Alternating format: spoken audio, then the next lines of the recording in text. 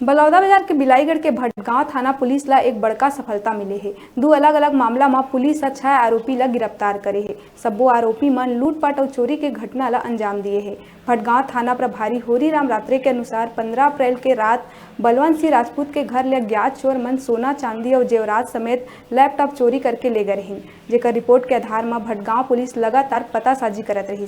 मुखबिर के सूचना में आरोपी ला पकड़ के कड़ाई ले पूछताछ करे गई, जेम आरोपी मन संग और आरोपी शामिल होना बताइस। फिर सब्बो आरोपी ला गिरफ्तार कर लिए गए। संगे संग चोरी के सब्बो सामान और घटना में इस्तेमाल करे 2 ठन मोटरसाइकिल भी बरामद कर लिए गए।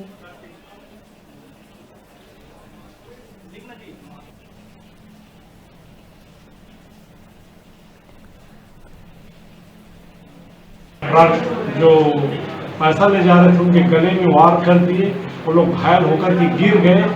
फिर जो है वहाँ पर कुछ व्यक्ति तत्काल घटना को देख करके पहुँच गए। लगभग करीबन रात्रि का घटना है, 10:30 बजे का।